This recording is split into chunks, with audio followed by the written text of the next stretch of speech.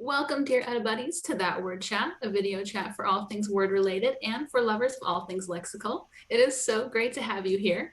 Grab a drink, settle in, get ready. We're so pleased to have you joining us for today's chat. You can stop by our YouTube channel to view previous episodes, and you can visit thatwordchat.com to check out the lineup of future guests and to learn about patron options to show your support for the show. And so, without any further ado, let's cue the music and start that word chat.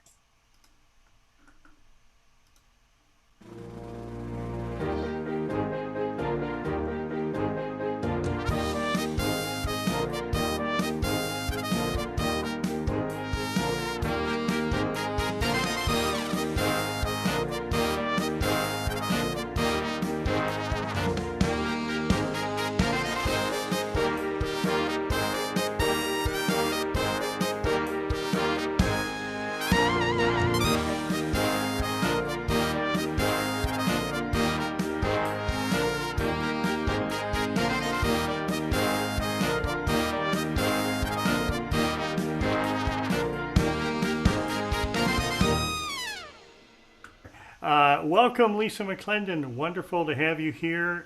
Terrific to see you. I see you a lot. I see you all the time. I used to see you at ACES meetings. I used to see you at ACES conferences.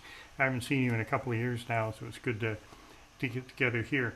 Lisa is director of the Bremner Editing Center at University of Kansas. She's the William Allen White Professor of Journalism at the University of Kansas. So I don't know who William Allen White is, but I will ask her that. And she's a former newspaper copy editor, and also she has a doctorate in Slavic language. So she's sort of super grammar nerd, and I'm excited to have an hour to chat with her. So how are you, Lisa? Thanks, Mark. No, I'm really glad to see all of you. And yeah, I've missed seeing you at the past couple of years at ACES conferences, and I'll be really happy when we can go back in person. Doing all right. I feel very fortunate that, my family has made it through the pandemic healthy. And so that's a good thing. And I hope all of you are well as well.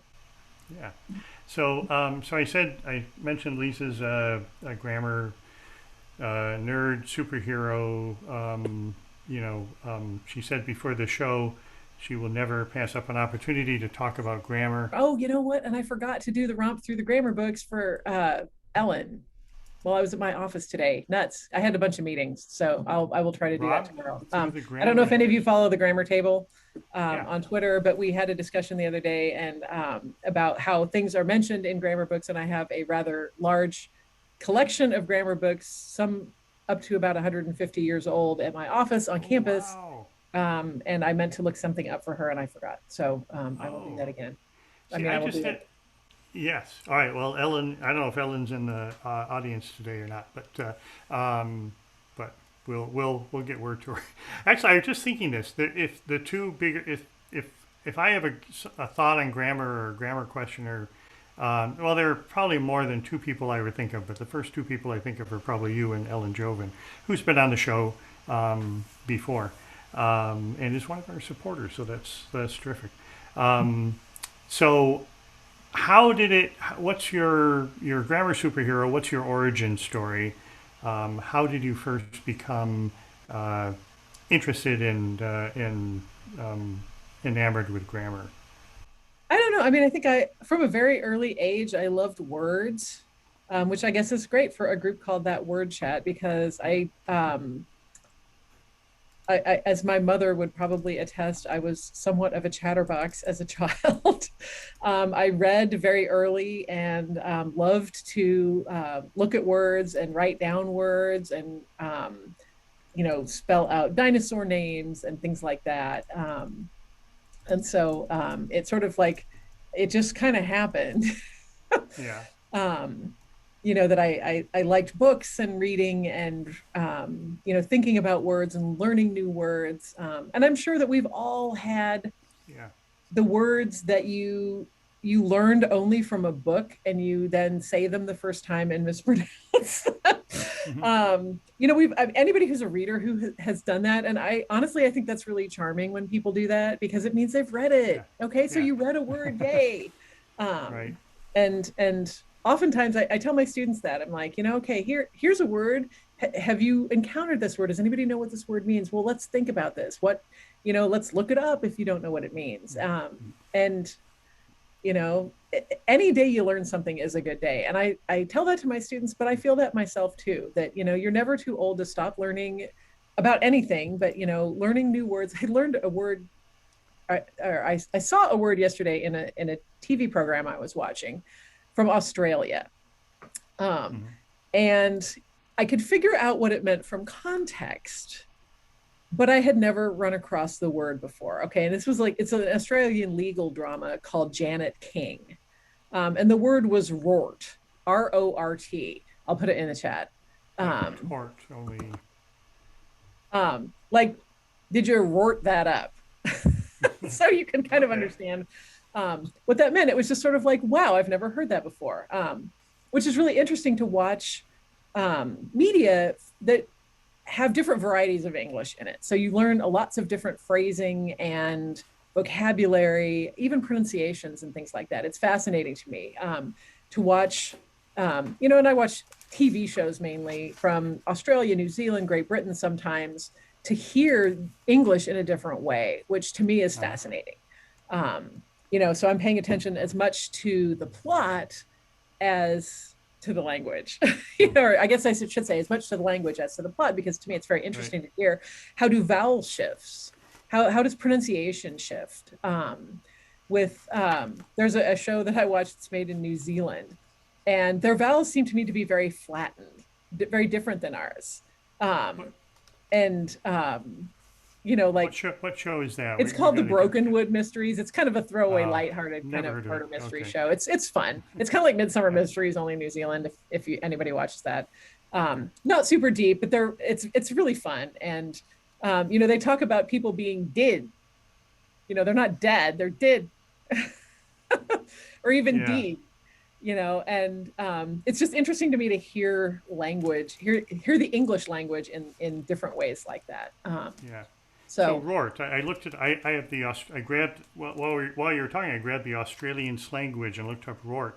And it's in here, but only as like a throwaway, like this is what people say, and it never defines it or explains why people say that. No, in the context, last night it was sort of like you rorted something up. I don't want to rort this up. Yeah, we can figure out what it means. Yeah, like I said, it was pretty clear from context what was going on. So, I love vowels in Australian and New Zealand, especially the New Zealand one. It's just so interesting to hear that. But anyway, I mean, kind of back to the origin story. It's like I, you know, learned Latin. I went to Catholic school, so I learned Latin from junior high on. And you really, I mean, if any of you have ever studied Latin, because it's a dead language, it's got beautiful systematic paradigms for declensions and conjugations and things like that. And everything is logical and it makes sense because people don't use it and muck it up and rort it up. We're all going to start using rort now. Yeah. And well, that was my next thing. So I was going to say that I have a love of language. I had a love of language and writing and words early on also. But when it came to the grammar, the technical side of it, the terms and the sentence diagramming and all that, that was never my thing. I never really got excited about it like you and Ellen Joven do. So, but maybe it's the Catholic education that may be part of it, or it may just be, you know, kind of how, you know, I like to look at patterns and things, and I think diagramming does that. It helps you really visualize the structure of a sentence in a way that I know some people really hate that. Some people can't stand diagramming sentences. It just makes their head hurt, and that's fine. But for me, I love to see how it's put together and look at the structure of it and see where things fit in the sentence. To me, that's really interesting. And then later on in graduate school, when I was taking linguistics, you learn another if anybody has done, I mean, I know Jonathan and several other people on here have done like, tree diagrams, which is like, real linguistic sentence diagramming, not Reed Kellogg, which you learn in junior high, that really does sort of shake out the whole sentence in terms of where it fits. How does this go in? How does this relate to the main subject, the main verb of the sentence? And where do things fall in that, which is another really interesting way of looking at the structure of a sentence. And again, some people I think hate this. And some people like me were just like, this is so cool. And like Latin, Russian, and other Slavic languages tend to have a lot of declension and a lot of conjugation. Russian has 6 noun cases. The verb conjugation system is quite different from Latin. And it's kind of a different way of looking at things. I think if anybody saw my ACES session on verb tense and tension, Russian divides verbs by aspect and then conjugates by tense, which is kind of interesting also, that, the aspect is the big distinction there, whereas tense and aspect in English get all muddled together because we use lots of auxiliary verbs in different forms of the verb. And other languages, it's, like with Latin, you have, basically a whole conjugation paradigm for, present indicative, past indicative, past perfect, the pluperfect there. And you change forms for subjunctives and things like that. Whereas English doesn't really do very much of that anymore. We're highly reliant on word order in a way that a language with declensions isn't.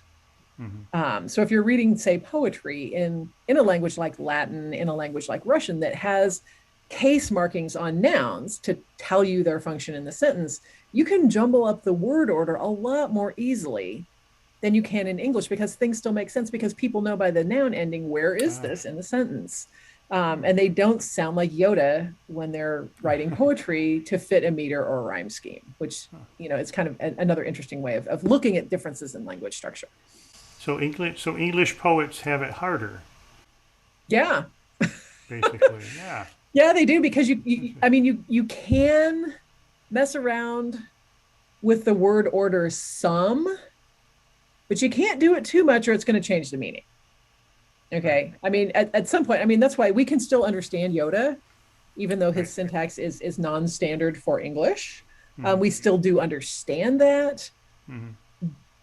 But it is written so that we will understand it. The dialogue is written so that we will understand it. And if you're just sort of swapping subjects and objects kind of willy-nilly, it's going to be a lot harder for people to understand that. And so you have to be very deliberate in the choice of when you do that and how that's placed so that it will work.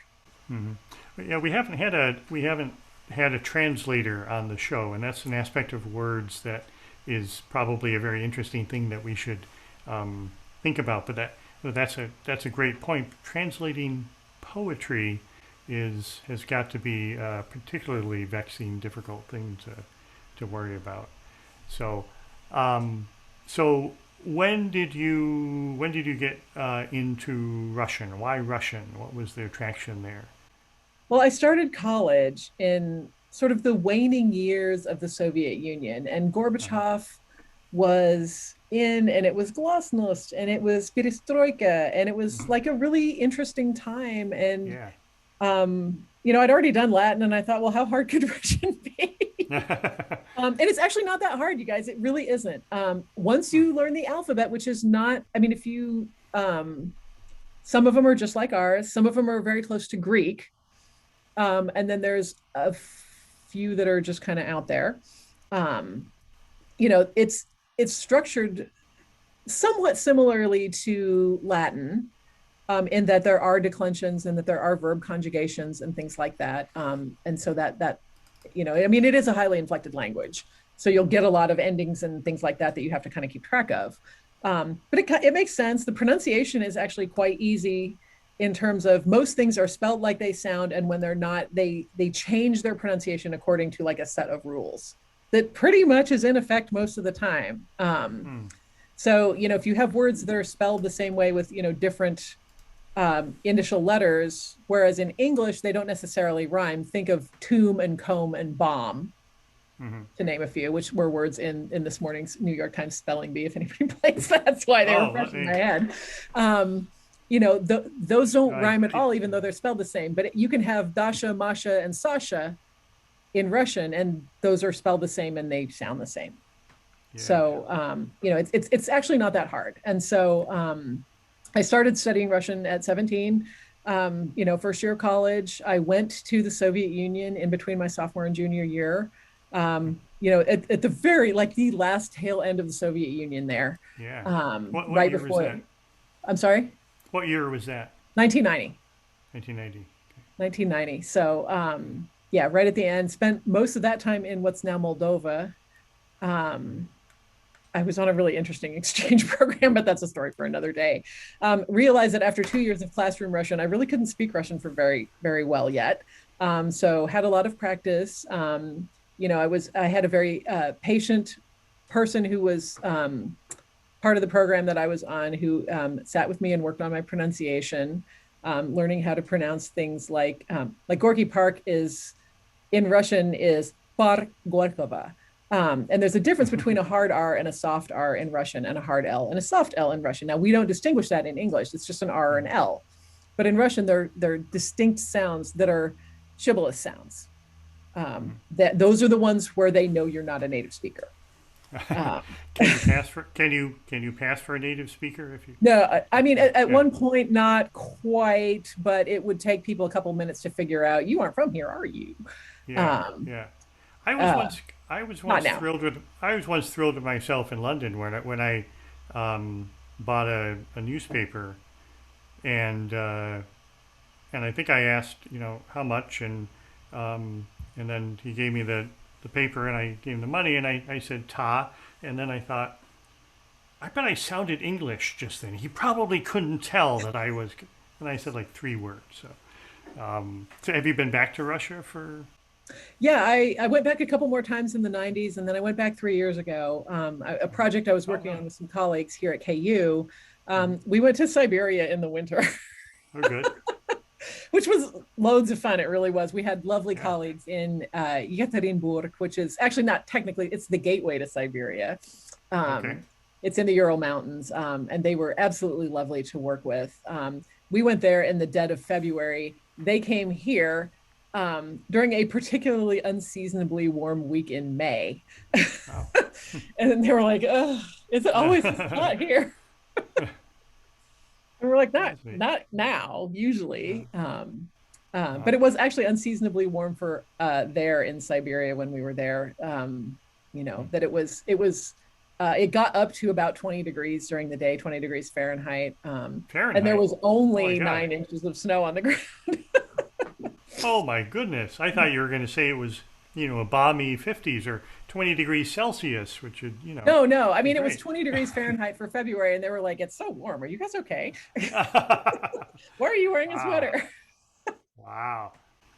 So, what did you do? Let's back up. What did you do? You did your PhD in Russian specifically, Slavic languages? It was Slavic languages and linguistics. And I took a more applied linguistics bent on that because where I did my graduate work, you had what they called an area of concentration, which was like a minor. And mine was foreign language education. It was language teaching. Oh. And so I did my dissertation on language attitudes and accent. So foreign accented Russian, how did native speakers of Russian perceive speakers who spoke Russian with an accent? And did it matter whether they had, really good pronunciation and kind of missed a lot of the grammar points, or had impeccable grammar, but had a very halting, very English sounding pronunciation? Because that really sort of depends. I mean, at the time, there were people who thought, oh, don't worry about teaching pronunciation, they'll just pick it up. And others are like, no, they won't just pick it up. You have to teach good pronunciation habits or they're not. Anyway, and part of it was, well, does this even matter? Well, as a matter of fact, it does matter. That Russians had much more favorable attitudes. And we're thinking about, is this person nice? Is this person intelligent? Is this person competent? Is this person my kind of person? Or was this person, unintelligent, lazy, uncultured kinds of things. So there was a scale, and they would listen. And the people who had more fluent pronunciation, even if they made a lot of grammatical errors, were ranked higher than the people who had perfect, noun and verb endings, but had a very halting, very foreign sounding pronunciation. So that was kind of interesting. Yeah. And do you think that holds true across different countries and different languages? Well, dissertations are by nature very, very narrow. Yeah, I know. I knew when I asked it was a broad, asking you to broaden it. And I mean, I think it's going to depend some. I think one of the interesting things that I read as part of my dissertation, and I think that I may have mentioned this before on Twitter to somebody, there's a book called English with an Accent that is about people who speak English with another accent overlaid on it. And how it really depends on the perception of the country that they're from, which was fascinating. Like, okay, if you have a French accent, you can make all the grammar mistakes you want and people think you're charming. But if you have a Mexican Spanish accent or a Chinese accent, they're not going to be nearly as forgiving on that. And I think this is the same author. I can't remember who it was. I think it was the author of that book that talked about what she called the Ricardo Montalban effect, where if you have a very suave sounding Spanish accent, you're classy. But if you have a sort of more what I think people would consider, like Chicano accent here in the US, it was a very different attitude that people had towards those people. So it's really fascinating. It's like, there's things that we do, in terms of what we do as editors, in terms of cleaning up language to make it fit the standard, because that is what the publication standard is, and that's what gives an author authority and credibility. And I tell my students, look, here are these things that you need to be aware of in writing, because you're writing as a professional, you're writing for a mass audience. I said, if you say, I'm going to go lay down at your house, the grammar police are not going to break down your door and carry you away in the middle of the night. It's fine. Everybody understands. It's you're speaking, it's casual, whatever. But when you're writing, you're going to need to be a little bit more careful. And I said, look, and this kind of goes back to what the language attitudes are, is that people do judge, and whether it's fair or not, or whether it's right or not to do that, people do that. And so, for my students, they need to be aware that people are going to judge them on their written language. I teach writing, so we talk about written language. But the instructors here at KU who teach, say, broadcast classes, they do talk about diction. And I think that anymore TV,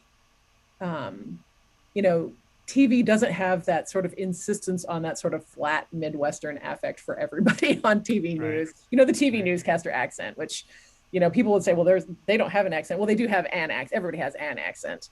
But that's the one that, all the TV newscasters use. And anymore, I think that regionally you will get a lot more variation than you would even 15 or 20 years ago. That you have people who haven't had, an accent sort of trained out of them like they would have, even up till the end of the 20th century, which is good. I think that's really cool. I think it's good that I can go to Atlanta and hear people on TV talking like they're from Atlanta. If you go to Boston, you will hear some people on TV talking like they're from Boston. Chicago, you can go to Chicago and hear people from Chicago talking like that. That's interesting. Yeah, your students, are they? I'm curious about. I'm just always curious about students and their, how they keep getting younger and younger and younger, and are most of them, some of them, many of them going into journalism, or is it sort of now, we don't know what we're doing, but we want this degree, and there's different ways to apply it? Yeah, so I teach a first year level intro to professional writing class. And it's actually open to anybody at KU. So you don't have to be a journalism or mass communications major to take it. It is required for journalism and mass communications majors. And so what we have in that journalism and mass communication major, you can concentrate in journalism if you want to. You can concentrate in strategic communication, which would be PR, advertising, like marketing communication kind of thing. And more of the students gravitate toward that, for a variety of reasons. But even the ones who are sort of traditional news journalist students, they know that they may go work for a news media outlet. And right now that, it's not necessarily like the local newspaper anymore, the local TV station. It may not be that. It may be an online only news source. It may be a niche publication. It may be, a sports website, something like that. So, they're all interested in some kind of a job that involves communication with a mass audience, but it may not necessarily be what we think of as like traditional journalism. Right. Are there things that surprise you among your students about their attitudes? I mean, I'm sure you talk about register and different approaches, and are there some things that you think, because throw out an example. I had a real hard time when the abbreviation for Mike became MIC instead of MIKE, because everywhere that's just what we knew when we were younger, and then suddenly it shifted. Are there things like that you're seeing in your students, and they're saying, why do you do it that way, or why do you have a problem with that? Not so much. I think that they I don't know, first year students are pretty naive, really. I mean, I love teaching freshmen just for that reason, that it's like they're still wide-eyed and they're able to get excited about stuff. If you're excited about it, they'll get excited about it, and that's really kind of cool. I don't think that they don't have peeve words. I think that they, if anything, are kind of hungry to learn how to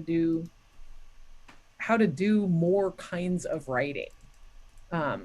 Since we do professional writing, it's not the kind of writing that they've done in high school. So it's not term paper kind of writing. It's like, okay, it's writing for the web. It's short sentences, clear ideas, short paragraphs, easy navigability. So subheads and things like that, getting to the point. And it's almost sort of like, wow, we can do that. We can start a sentence with but. We can use contractions. Is that okay? Yeah, it's okay. We can do that. So, it's just kind of a different sort of writing that they're getting used to, and some of what we're teaching is unteaching some of the other things that they've been taught. And sometimes they really haven't been taught anything, and other times they've been taught very rigidly. Like you can't ever do this. Don't ever do it this way. Don't ever use contractions in writing. And it's like, no, you can definitely, you're talking to an audience. You need to relate to that audience. You're engaging with an audience. It's not a one-way street anymore. And it kind of blows their mind. I will say I got a really interesting comment. We got our course evaluations back a couple days ago from the spring. And I think this has got to be the first time ever when a student, one of the questions on the course evaluation was, what would have been something that would make this course more helpful? And they wrote more assignments. I'm like, this has got to be a first, a kid actually asking for more homework. But I think they see the relevance of it in a way that, and not to diss, high school English papers or anything like that, but they're actually writing for a reason. They're writing with a purpose. They're writing with an audience in mind in a way that most of them, not all of them, but a lot of them haven't done before. And it's really interesting. It's been a really fun experience. It's a brand new class just this past year. So we launched it last fall, and it's only been going for 2 semesters. So it's been a lot of fun. I've really enjoyed it. Yeah, cool. And what is the Bremner Center? Can you give us that sort of elevator speech for the center? Yeah, it is it's a place for students in the School of Journalism and Mass Communications to come to get editing help. So they bring in a draft of whatever they're working on, and we go through it together, and we talk about choices that they've made and why, and how they might want to revise and the reasons for that. So it's kind of like a writing center, only we don't call it a writing center because the university has a writing center. But it's specifically for students who are working on mass communication style assignments. So if they're writing a research paper for their history class, even if they're majoring in journalism, we send them to the writing center because that's, citations and all that kind of stuff. And that is not the kind of stuff we do. We help them learn to self-edit a little bit more, to think about word choice, to think about structure, to ask questions of themselves while they're writing to make their writing better. So it's like a one-on-one thing that they can drop in and get a little help with something. And sometimes it's just a second set of eyes on their resume or cover letter to say, don't typo your resume. Although I've done that. I've done that. I've done that too. Like, I've done that and gotten the job regardless. So. Yeah. Sorry, just momentary flashback there. So, so if I'm a student and I in mass communication and I have an issue, do you deadline stuff too? Do people come in with I'm working on the story for the newspaper? Yeah. Oh, yeah. Yeah. We'll definitely work with students. And sometimes they just want to, really with the kids who work at the Daily Kansan, a lot of times they just want to talk through a story. And my office is conveniently located right across from the newsroom. So if the advisor is not there at the moment, they'll just wander over. Obviously not during a pandemic. But, they'll just pop in, hey, have you got a minute to look at my story? And, usually I just sort of sit and let them talk about it. And they've pretty much figured out the structure by then. And so then we kind of write it down. And it's like, okay, what other questions? Let's think about what else you need. And most of that is me asking questions and them kind of arriving then at what do they need? What do they still need to find out? And where are they going to need to start? So, yeah. It's really fun. I really love working with students. Oh yeah, that's got to be a great aspect of the job that you must have been. I mean, did the editing center exist in virtual form so people could like Zoom in or call in or? It did, yeah. So for the past year, I've taken Zoom appointments, not very many, because I think it's kind of out of sight, out of mind. Even though I reminded all the teachers that yes, we are open and they can make Zoom assign. I think it's just. For a lot of students, it's easier if they're walking by and I'm just sitting there not doing anything obvious. They can just, pop in, or they can stick their head in and make an appointment for Thursday morning or something. It's easier when they're kind of traversing the building back and forth and I'm there. Sure. So, we did a bunch by Zoom. So. Yeah. You are as we said at the beginning, the William Allen White Professor of Journalism. What does that mean? I just got promoted. So excellent. What it means is it's an endowed chair, and universities have these there's an endowment that pays for a professor with a particular title. And the William Allen White Foundation, which is obviously named for our school, is actually the William Allen White School of Journalism and Mass Communications, because William Allen White was a famous journalist from Kansas, two-time Pulitzer Prize winner for his editorials. He was writing in the first half of the 20th century. He ran the Emporia Gazette, which is a newspaper in the town of Emporia, which is about an hour and 15 minutes southwest of here, where I'm in Lawrence. And it's still actually run and owned by members of the family.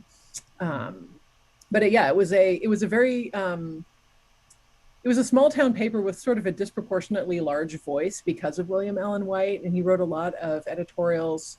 One of the winning ones was called To an Anxious Friend. The other one you may have heard, What's the Matter with Kansas? Before it was a Thomas Frank book, it was the name of an editorial by William Allen White. He was somewhat active in politics, but, was fought against the Ku Klux Klan, and was kind of a progressive voice in Kansas at the time, and had a pretty lasting legacy. Okay. And what was the promotion? Oh, that I was a lecturer, and now I'm an associate professor of the practice. So. Oh, wonderful! Congratulations. Thanks. And I think we have a question from the room. We do. We have a question today from Juliana. Juliana, if you want to unmute and ask your question for Lisa. Yeah. Sorry, I wasn't expecting to unmute.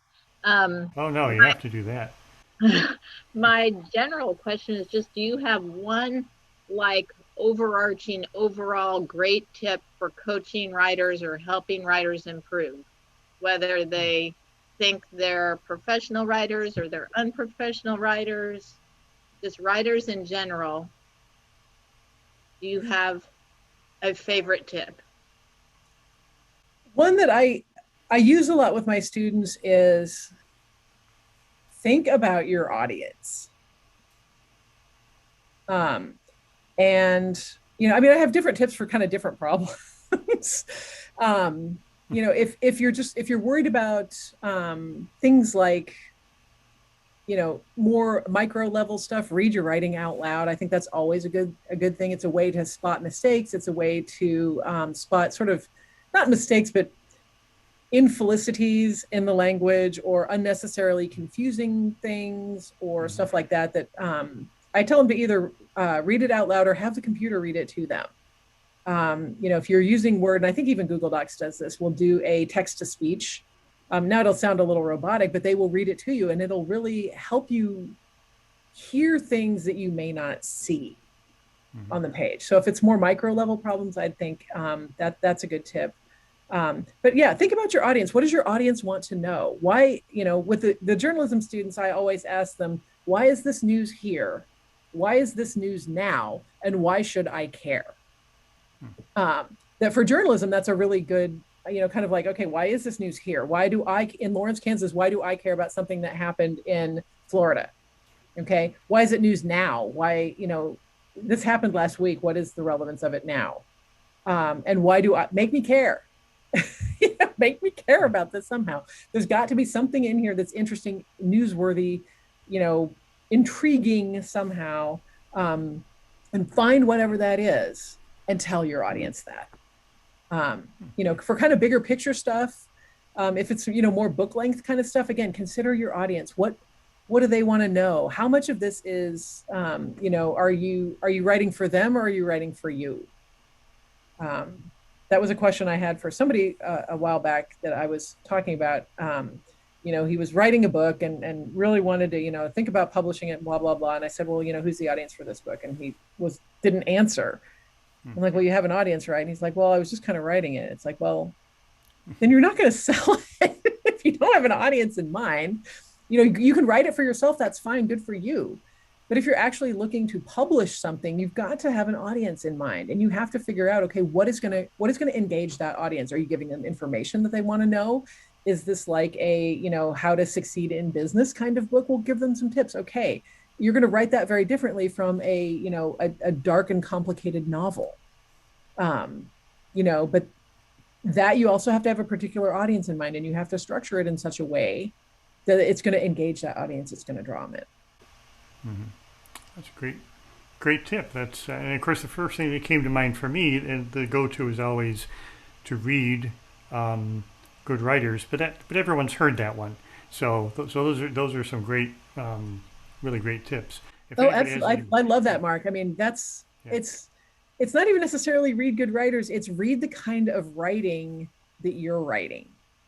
You know, if you're writing how to succeed in business books, then read other successful how to succeed in business books to get the tone down. What is, you know, how is it? It's a bunch of like really short chapters, and they have lots of subheads and little tips and bullet points and things like that. You know, it's not just pages and pages of narrative. That's not that kind of book. All right. And so, yeah, and it may not be what, you know, somebody who really reads a lot of literary fiction considers good writing, but it's the kind of writing that you're writing. Right. And I suppose, I mean, that's always been a thing with journalism that as a journalist, I often would hear from people that, well, that's not real writing. You know, that's not literary writing, but you don't want to necessarily read literature if you're going to write journalism, but that doesn't mean it can't be, you know, literary and good writing as well. Oh, absolutely. So, yeah. But I mean, people read, the thing is that, you know, some people may go, well, that isn't real writing, but it's probably about 90% of what you read during the day for whatever reason. You're reading for information a lot of time. You know, even if it's something as simple as, when does this museum open? Or, you know, what did the city council do last night? Or when is my trash pickup? That sort of thing. You're skimming a website, probably, maybe on your phone. You're skimming to look for a particular piece of information. You have a specific question that you want answered, and you need to find that. And the writing needs to be structured in a way that helps you find your answer there. Right. So how did you make this transition? You're a PhD in Slavic language, and then you went looking for a job and ended up in newspapers, or is there a little more complicated than that? No, that's pretty much it. I mean, I finished my PhD right at the end of the 90s when, I mean, if anyone has been in graduate school, you know that there's just a huge job disparity in the humanities. You know, that far more people get PhDs in humanities kinds of subjects than there will ever be jobs in universities for them.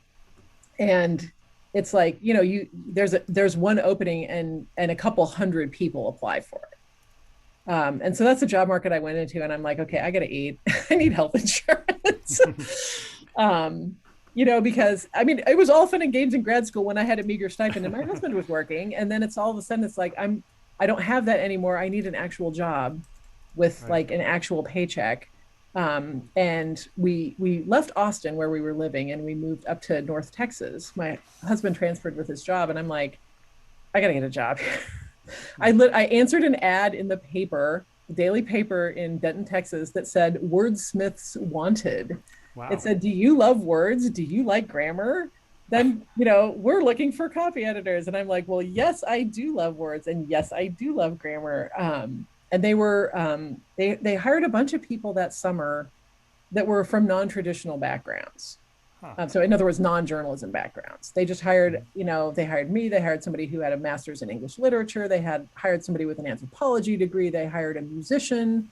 You know, it was a bunch of us who had come from, you know, kind of different liberal arts kind of educational backgrounds, and they trained us. And it worked really, I mean, it worked well for some of us. Some of us really took to journalism. One person quit in a huff, stormed out the door, never to return after a few months on the job. That was a musician. You know, and some people are, you know, stayed in journalism and other people ultimately left to go do other things. But on the whole, we had some really good people at the paper who gave us kind of the crash course in on-the-job training in journalism. And so I decided I really liked copy editing. I stayed in copy editing. I moved to another paper and stayed there a bunch more years. And interestingly enough, it was a colleague here at KU that I knew through ACES. That he had come to a lot of the early ACES conferences, and we kind of got to know each other a little bit. Meryl probably remembers Doug Ward. And he emailed me one summer going, hey, we have this job opening here at KU. You know, this sounds like a job you might be really good at. Why don't you apply? And so I did. And I got the job. So I came up here. Because, you know, I'd always kind of wanted to be a professor anyway, and now I am. There you go. You came full circle. You started with a PhD. Everyone assumes, you know, oh, you're going to be a university professor, and you just did a different route to get there. I have more questions about that. But I think we have a question from the room. We do. We have a question from Dana. Dana, if you want to unmute and ask. All right. Hi. Hey. I was a newspaper feature writer for 14 years. Yeah. Local news. It was great. I love my clients. That's enough. So I started writing a novel 3 years ago because I was struggling to find representation of myself in the genre I like to read. And then I realized that I've trained myself to write other people's ideas really well, and I totally lack ideas of my own. So I was wondering, do you ever address that phenomenon with your students, that kind of giving them a heads up, like, hey, you know, if you're in this business for long enough, you might run into this rut where, you know, you talk about everything else and you're so involved with like finding the story and writing that story well that, you know, you kind of lose your own sense of self and what's, you know, what you might be thinking, and like the creativity that can sometimes get lost in writing for newspapers. That's a really good point. And I mean, I do address it kind of from the other side, because I mean, I do teach freshman writers, but I also teach an advanced editing and news production class. And so these are students who really are interested in editing as a career. Um, and, you know, kind of one of the things that I make sure to emphasize with them is this isn't your story. So just because you wouldn't have written it this way doesn't mean it's wrong. You know, make sure that all the changes that you make are changes for a reason, changes that are going to make this better for the reader. And so, I mean, they kind of know that, yeah, it's not their story. And you know, I'm not really sure. I don't really talk about, you know, the fact that, I mean, the thing is, a lot of them are also reporters. And so, you know, they kind of hop back and forth over the fence, so to speak, you know, where they're gathering information and writing. I think for, you know, for journalism, it's a lot more straightforward. There's not the complexity of, you know, I need an original idea for, you know, a fiction kind of story. Whereas, you know, they're taking information and reporting it in a way that's, you know, there's only like a couple of ways you can tell that story. So I don't know, that's kind of a toughie. Anybody else have any advice for Dana? We'll gather advice for Dana in the chat. And I mean, it is a difficult, you know, the journalism, you're writing other people's, you're writing what information you're gathering from other people for an audience that whose sole purpose is to get that information, to use that information. Whereas when you're writing, you know, more fiction, you're also trying to get a message out, but it's more personal. It's everything you're writing, you know, comes through you. Except, you know, they also say write what you know, and there are some good journalists who become fiction writers and write about, you know, some great novels are 60%, 80% real, with just, you know, sort of some things changed to make it more interesting. But as you can tell, I don't really have any good advice, but that's just some thoughts on that. So, did you have it before you applied for that newspaper job? Did you have any interest or aspirations in that area? Were you interested in journalism per se? You know, I'd never worked on like my high school or college paper. I was always a voracious reader of newspapers. You know, newspapers were always, I mean, my parents always had a newspaper. They always had news magazines. So it was something, you know, it was a genre that I was quite familiar with because I did a lot of reading of, even in college, you know, it's like I'd go down to the cafeteria for breakfast, grab my copy of the St. Louis Post-Dispatch and read it while I was having my granola. So you know. are you from Texas or are you from? No, I'm actually from Illinois. Area? I'm from Illinois. Okay. And I went to school at Truman State in Missouri for undergraduate, and then I went to the University of Texas for graduate school. So, okay, so that is, that whole it's like a whole other country, Mark. You just this whole Southwest thing, and then you turn north from there, and Yeah. Interesting. I mean, Kansas, my grandparents were from Kansas, so Kansas kind of feels like home. It gets a little crazy sometimes, but sure, wasn't everywhere. Yes, absolutely. So, so when were you? You were on the ACES board for several years. 7 years. You did amazing things. I know people may not know that Lisa did the ACES conferences when pretty much it was you and maybe whoever you could corral to help out. Before we had paid staff to do these things. When the conferences, and this is also before ACES got really, really big and the conferences were still a little bit, you know, smaller and more manageable. A little bit. I mean, still a few hundred, you know. Yeah. Except during a couple of years where it was, you know, the recession years. Poor Minneapolis. Yeah. That was such a fun conference too. Gunshots in the street notwithstanding, it was fun. That was a great conference. That was actually my first conference. My first conference was Cleveland, which I went to for a day and a bit. Cleveland was fun. I had to get back to work. I didn't go for the whole thing because I was in Columbus I'm still in Columbus. I was at the Dispatch, and I could only get so much time off work. But then I got laid off from the Dispatch, and so I signed up for Minneapolis, and it was great. It was just a wonderful thank you for doing that conference, Lisa. That was terrific. Oh, you're welcome. It really taught me a lot about logistics and event planning, which I actually use in teaching because I have students who come in and they're like, I think I want to be an event planner. It's like, I want to plan parties and weddings. And they think it's all like really fun and you just get to go to parties all the time. And I tell them, look, when you plan the party is work. Yeah. And you are working at the party. You are not attending the party. You are working at the party and you are solving any problems at the party.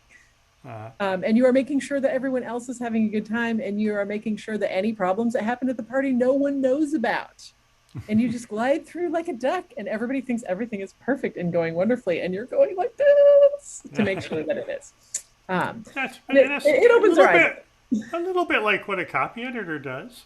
I mean, there's a lot. I always relate everything to journalism and copy editing, but I mean, you're interested in the experience of the person in the room, and that's your focus. So you have to say, what's this person getting out of this, and am I presenting something that is useful to that person? So maybe that's a stretch, but well, and you're figuring things out like. You have inquired if all of the conference spaces are accessible and you are told yes. And then you get to the hotel and there's a step up to something, which makes it not accessible. So like you lied, you told me it was accessible and it's not. Yes. So get us a lift or a ramp or something because this needs to be accessible. How many conferences did you do? Minneapolis? I didn't do Minneapolis. St. Louis. Let's see. Oh, that was who was that? Phoenix, St. Louis, New Orleans, and Vegas. Oh, okay. Oh, New Orleans and Vegas. So you took us to New Orleans and Vegas. What was going on there? Vegas, it was okay. Vegas was like, we need to rent an Elvis costume. Do you remember Nico doing Elvis? Okay. I do. The last minute. Who found the Elvis costume? That was one of those Teresa things, right? Where she just had this idea. I think she had this sort of madcap idea, and I made it happen. So yeah, that was an amazing moment. We're reminiscing, and people maybe not know what we're talking about, but Nico, what was Nico Dugan? What was Nico's last name? Nico Dugan. Dugan, yeah, okay. I wasn't sure I had it right. Did an amazing Elvis Presley, and really just sort of brought the whole conference to a wonderful ending. Were we on the board together? I've been on the board since I don't know 6-8 years. Probably we overlapped a little. Yeah. Because I went off right after Vegas. Okay. Because I'd been on 7 years by then. I was 3 years as secretary and then the conference VP, and I needed a break. Sure. So I joined the Ed Fund board a few years ago. So Marilyn, Henry, and I are on that board together. And we that's a really fun board because what do? We raise money and we give it away, which is awesome. That's a lot of fun. Which is fun, yeah. So we give it in the form of scholarships, and we give it now in the form of the Holden Fellowship, which is for working early and mid-career copy editors to get more training. Mm-hmm. Let me ask about that because I think we may have talked about this a little bit on the show before, but the Holden Fellowship it's a little bit of a departure because for years it's been college students who are looking to go into journalism and not journalism, editing. Excuse me, editing, yes, specifically, right. Well, yes, a lot of them are thinking of going into journalism, but they say editing. And that's changed a little bit because we're trying to get people more broadly interested. It's still editing, but it's more of a broad interest level because we don't want to be just a newspaper focused organization. But this is a big departure because this is mid-career, right? Mm-hmm. Well, it's early. I mean, we're early career, not necessarily mid-career. I mean, but having at least a few years of professional experience at the point where you realize, okay, here's maybe a little bit more the direction I want to go in, and I need some training to help me get there. Mm-hmm. Okay. Or I would like some training to be able to branch out into this, or to kind of shift over into this. So, yeah, just the first 3 fellows were just named this year. So it's nice. It's nice to have that. I mean, it was really nice of Rich to get that going before he passed. Right, right. And you're taking over the role of the scholarship. You're coordinating the scholarship nuts and bolts stuff starting right now, right? Starting this year. Yeah. Okay.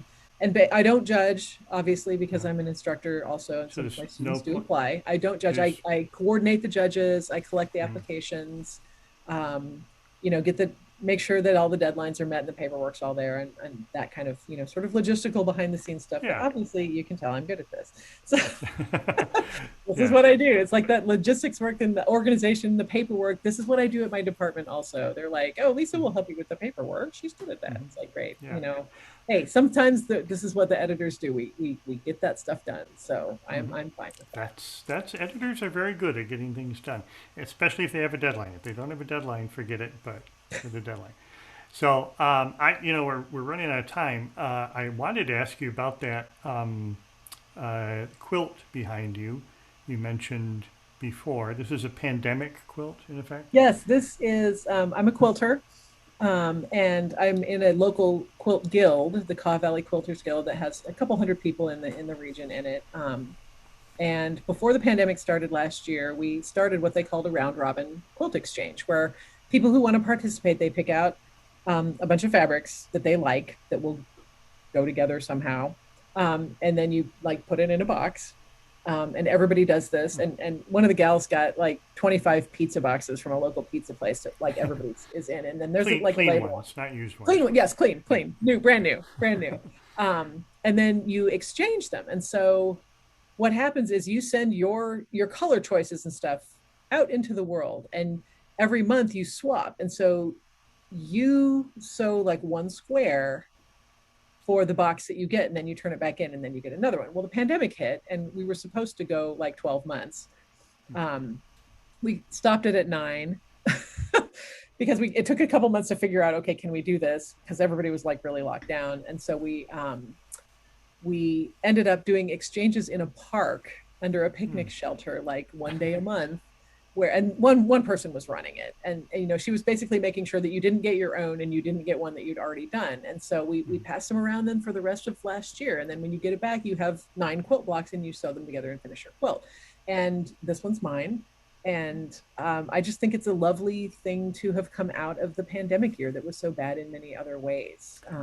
To have something that, lots of people work to create. And you have a pretty thing then at the end of it. And I will show you another quilt that I'm working on, because I promised Mark I would. This is done. I think if you're at my ACES session, you've seen this, but this is my one for the ACES auction next year. It is my little, which is actually, it'll hang like that. It's a wall hanging. It has a little hook on the back. It's a pencil. So that is going to go in the ACES silent auction in San Antonio. All right. So and as far as I hear from Little Birds in Manhattan, we're planning to do the ACES auction again next year with any luck. Meryl just said in chat, outbid me. She's already shouting. It's not even till next year. Oh, you don't want to get between Meryl and something that she wants. No. Trust me. We're out of time. I feel bad that we're out of time. But it's been wonderful chatting with you. Is there? I should ask you one more thing. Are you working on anything? You're done for the summer, right? You're done with school, or you still? Actually, I am. I work in the summers. I'm not teaching, but I have a whole bunch of curriculum and assessment things to do. I know the fun never ends around here. Yeah, it really doesn't. Yeah. So I'm spending most of my summer working on assessment plans for our core curriculum and some of the upper level curriculum mapping and things like that. It's that organizational paperwork kind of stuff. Well, now you're an associate. Now your associate professors do all the work also. Yeah. So, all right. Well, appreciate it. Thank you very much. Thanks everybody. Well, thanks for having me, Mark. It's really good to see you all. I can't wait till ACES next year and can see you all in person again. Yes, I'm looking forward to that too. All right, we'll be back in 2 weeks with another academic, another PhD or a university professor who, and it's a little bit of a departure. So this should be really interesting. We're going to be her dissertation work, and her current work is on African American vernacular English and how is it applied or not applied in English writing programs at colleges. So very cool topic. So we'll be back in 2 weeks. Be sure to join us for that one. So thank you very much, everybody.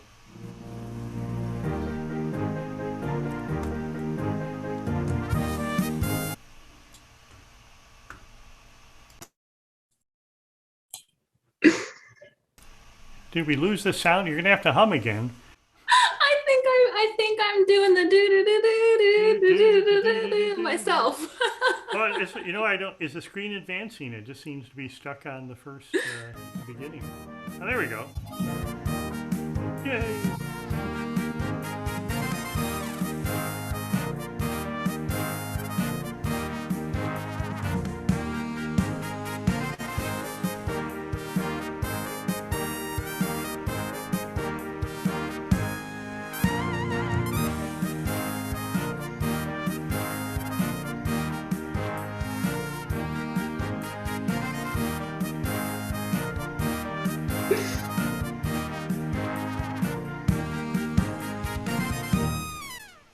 Much better than me humming it. So long, everybody.